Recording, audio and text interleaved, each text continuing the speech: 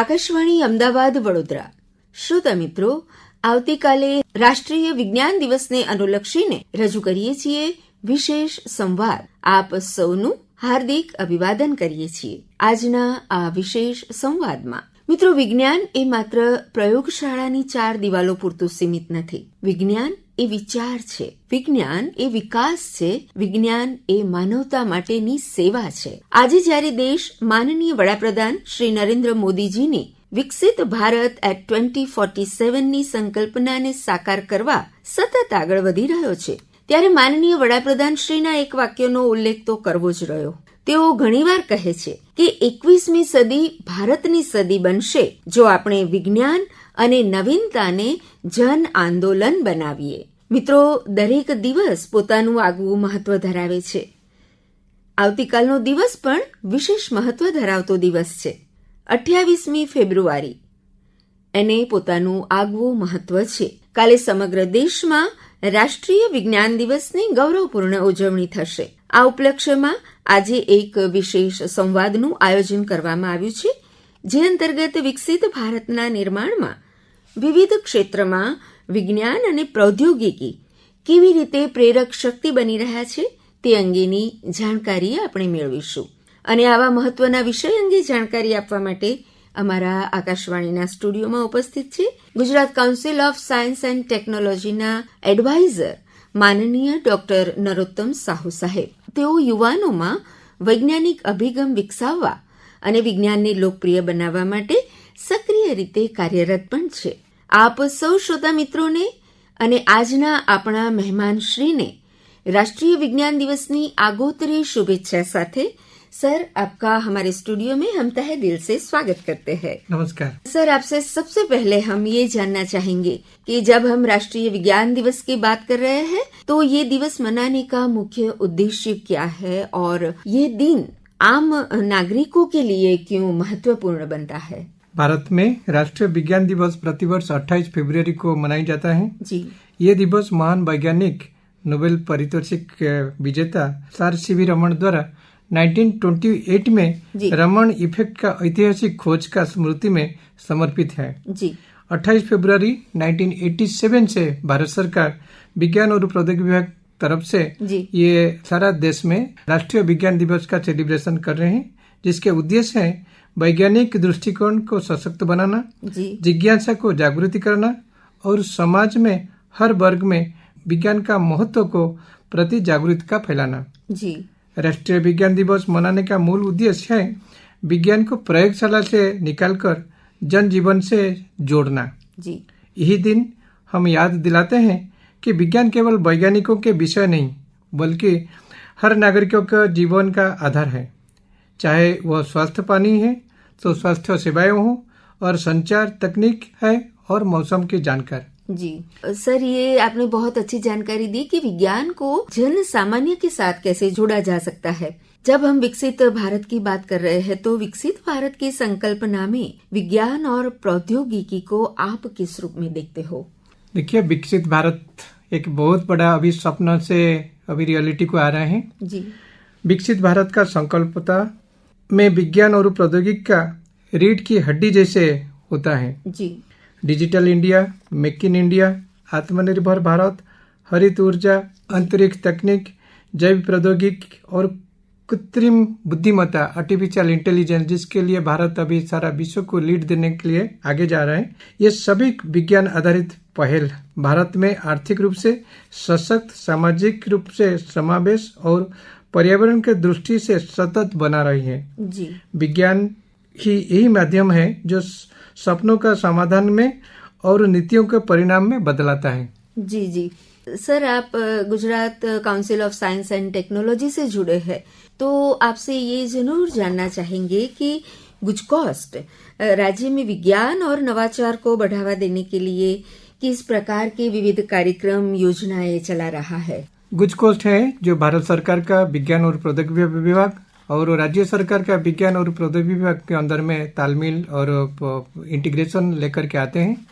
विज्ञान को कैसे ग्रासरूट लेवल में बच्चों से बड़ों तक ये के हर दिन दैनंदिन जीवन में परिणत करना ही है, इनको कैसे इनका एप्लीकेशन देना है। तो इसके लिए हम लोग अलग अलग प्रोग्राम का आयोजन किया हुआ है। विज्ञान को छात्रों लिए, स्कूल के लिए, विज्ञान को हर दिन के जीवन के साथ जोड़ने के लिए एंड इनका पाठ्य पुस्तक के साथ जोड़ने के लिए हम लोग अलग अलग कार्यक्रम आयोजन किया होता है। वहाँ पे जैसे हर दिन हम लोग साइंस को सेलिब्रेशन करते हैं अलग अलग दिन में, जैसे राष्ट्रीय विज्ञान दिवस है, राष्ट्रीय टेक्नोलॉजी डे है, इनोवेशन डे है। इसी तरीके से काफी 365 डेज का साइंस कैलेंडर हम लोग बनाया हुआ है।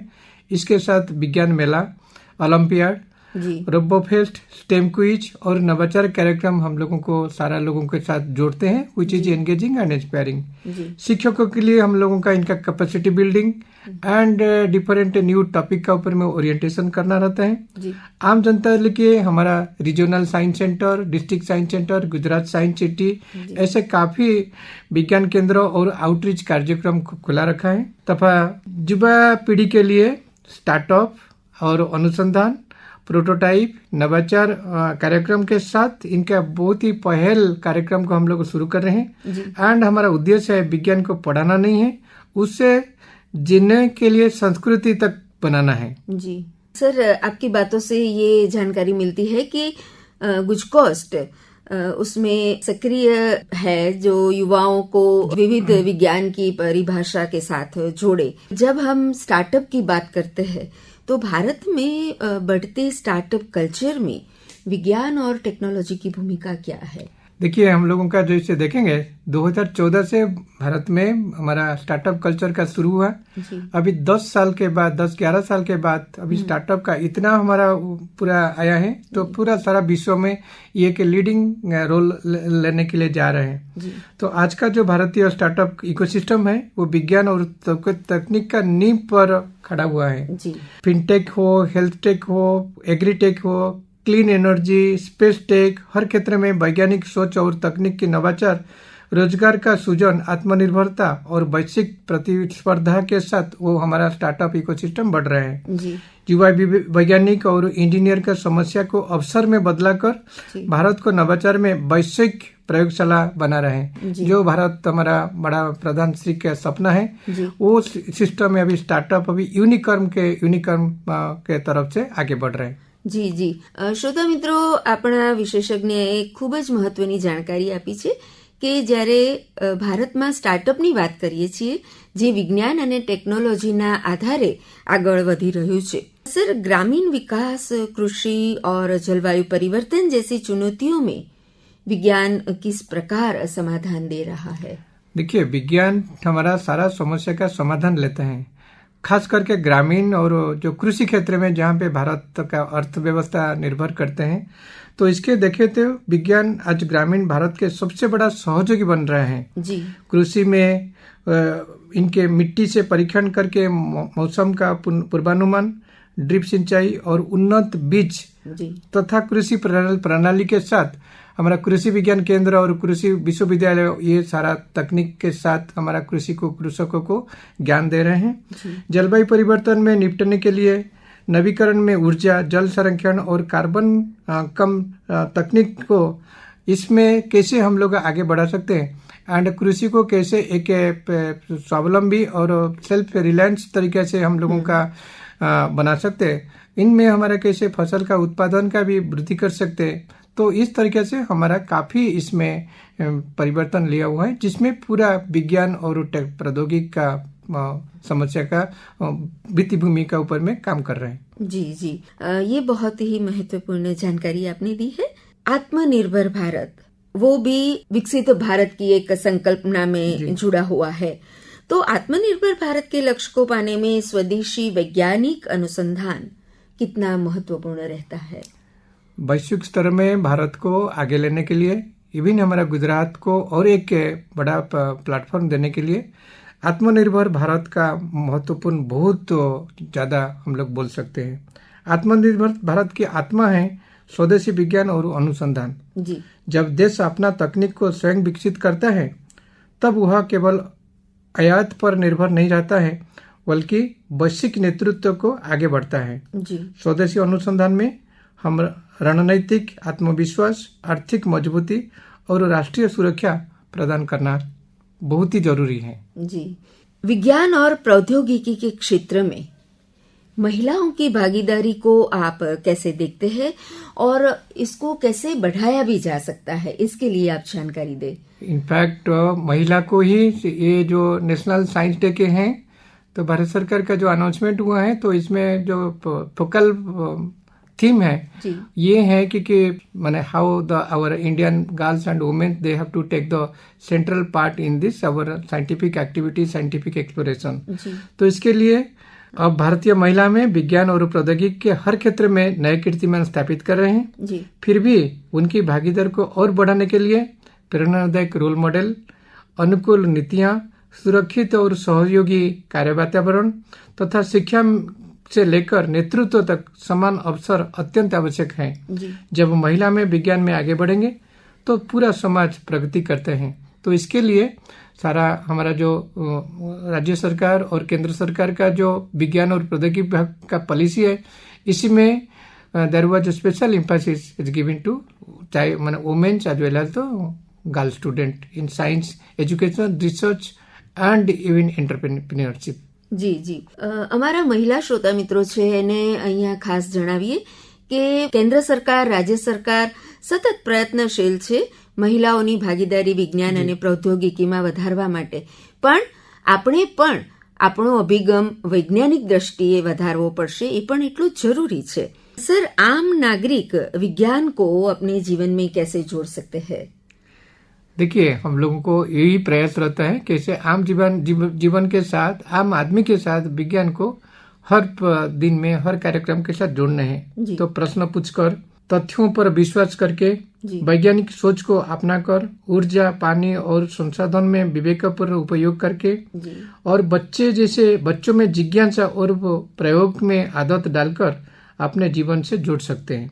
विज्ञान कोई विषय नहीं बल्कि एक सोचना का तरीका है और यही सोच हमें बेहतर नागरिक बनाते हैं। सर, आपसे आगे ऐसे जानना चाहेंगे कि गुजकोस्ट ये राष्ट्रीय विज्ञान दिवस सेलिब्रेशन कैसे करेगा? देखिए, हमारा लिए गुजकोस्ट लिए जैसे हमारा साइंस का प्रचार प्रसार एंड इंफ्रास्ट्रक्चर डेवलपमेंट में Gujarat science city, regional science centre and हर जिला में जिला विज्ञान केंद्र का स्थापित किया हुआ है। तो विज्ञान दिवस हमारा लिए एक दिन का कार्यक्रम नहीं है, बल्कि हम लोगों को लगता है कि हम लोग डिस्कशन किया, छात्रों के लिए, परिवारजनों के लिए, आम नागरिक के लिए हमको विज्ञान को इनके कार्यक्रम के जोड़ना है। तो इसके लिए हम लोग फरवरी महीने में शुरू होते हम लोग मंथ लॉन्ग साइंस सेलिब्रेशन किया हुआ है। अलग अलग जगह में अलग अलग कार्यक्रम, विज्ञान मेला, popular science talk, exhibition, demonstration, scientific visit, ऐसे काफी कार्यक्रम चलते हैं। इवन आकाश दर्शन शाम का 1:30 तक रहते हैं। तो ऐसे करके खास करके जो हमारा टीचर का ट्रेनिंग देना है, बच्चों के साथ कोई कंपटीशन करना है, स्टेम क्विज का जो अलग अलग इनका लेवल है इसको कंप्लीट करना है। तो एक टोटली एक मंथ लॉन्ग सेलिब्रेशन है जिसके अभी हम लोगों को राष्ट्रीय विज्ञान दिवस के तरफ से इनको औपचारिक के रूप में इनको हम लोगों को कंक्लूड करना है। फिर इसके बाद हमारा नेक्स्ट मंथ के लिए भी नया प्रोग्राम शुरू होगा। तो ऐसे देखेंगे तो ये साल का जो थीम है women's and girls catalysing for Viksit Bharat, जो भारत सरकार का थीम है, इसके भी हम लोग देखते हैं कैसे हमारा अलग अलग जगह में, अलग अलग जिला में जहाँ पे सरकारी स्कूल है और आदिवासी स्कूल है, जहाँ पे ऐसा कुछ सगोड़ता नहीं होता है ज्यादातर, तो वहाँ पे कैसे विज्ञान को पहुंचा सकते हैं एंड इनको जोड़ सकते हैं। तो इसके खास करके हमारा जो कार्यक्रम में जो हमारा टीम मेंबर्स है वो लोग प्रयास कर रहे हैं एंड हम लोग चाहते हैं कि ये जो हमारा इतना स्ट्रांग नेटवर्क है इसके आगे में हम लोग को विज्ञान को एक डेली हैबिट, डेली प्रैक्टिस के साथ बदला सकते हैं एंड देश को एंड हमारा राज्य को विश्व स्तर तक पहुंचा पाएंगे। जी, आप एक बहुत ही सीनियर साइंटिस्ट भी है, तो हमारी युवा पीढ़ियों के लिए आप एक संदेश क्या देना चाहेंगे? देखिए, विज्ञान हमारा सोच हो सकता है जिसके लिए हमारा सारा चैलेंज को अपॉर्चुनिटी में कन्वर्ट कर सकते हैं। जब हमारा क्यूरियोसिटी बढ़ेगा, हमारा करेजियस स्टेप होगा, then we can conquer the world. Sir, आपने ये राष्ट्रीय विज्ञान दिवस के उपलक्ष्य में बहुत ही महत्वपूर्ण जानकारी हमारे श्रोताओं तक पहुंचाई, इसके लिए हम आपका शुक्रिया अदा करते हैं। Thank you. અને શ્રોતા મિત્રો, આ સાથે જ રાષ્ટ્રીય વિજ્ઞાન દિવસના ઉપલક્ષ્યમાં આયોજિત આ વિશેષ સંવાદ અહીં સમાપ્ત કરીએ છીએ। નમસ્કાર। શ્રોતા મિત્રો, આવતીકાલે રાષ્ટ્રીય વિજ્ઞાન દિવસના ઉપલક્ષ્યમાં હમણાં જ આપ Gujarat council of science and ટેકનોલોજીના એડવાઇઝર માનનીય ડોક્ટર નરોત્તમ સાહુ સાહેબ સાથેનો વિશેષ સંવાદ સાંભળી રહ્યા હતા. પ્રસારણ આકાશવાણીના અમદાવાદ વડોદરા કેન્દ્રથી કરવામાં આવ્યું.